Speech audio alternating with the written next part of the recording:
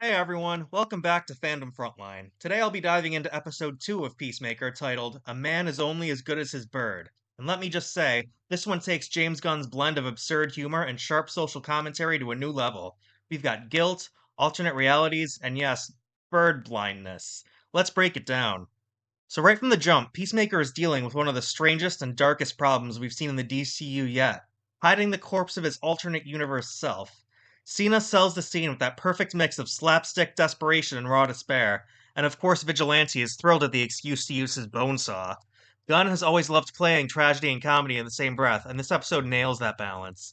Meanwhile, the rest of Peacemaker's team, the 11th Street Kids, are struggling with their own loneliness. The show wastes no time in letting us get to know each of these new characters to the DCU. Adebayo has a heartbreaking moment with her wife, Harcourt hides bruises with concealer, and Economist gets stuck babysitting Peacemaker's house. These smaller beats really ground the show, reminding us that for all the insane superhero antics, these characters are deeply human and deeply isolated. And then comes the highlight of the episode Tim Meadows as Argus agent Langston Fleury. This guy suffers from bird blindness, mistaking Eagly for a parrot. Already hilarious. But the real weight of the character is in what he represents. He's the kind of smug bureaucrat who thinks his badge gives him the right to break into anyone's home, to trample over privacy, and to justify any action in the name of authority. Sound familiar? This is where James Gunn's satire hits hardest. We already know from the many interviews he did regarding the inspiration for Krypto and Superman that Gunn is very much an animal lover. And in the real world, we've seen law enforcement and other institutions use a badge as justification for breaking into homes, and yes, too often killing beloved house pets under the flimsiest claims of procedure. What makes this episode cathartic is that Gunn, ever the animal lover, completely flips that script.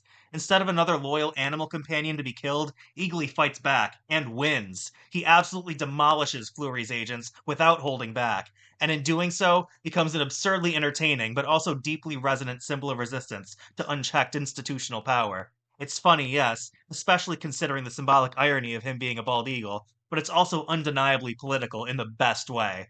And yet, the tragedy is that Peacemaker himself doesn't even notice the invasion has happened when he arrives home.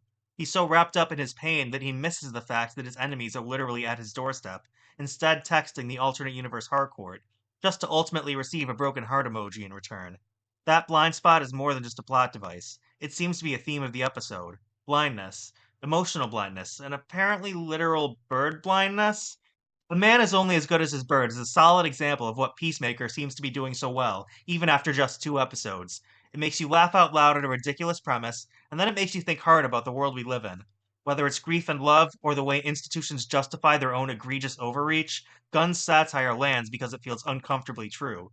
Who knows, maybe Eagly is the only superhero we can really trust. What did you think of this episode? Did Eagly's showdown hit you as cathartic as it did me? Drop your thoughts in the comments, hit that like button, and don't forget to subscribe for more reviews here on Fandom Frontline. Until next time, try not to develop bird blindness, I guess?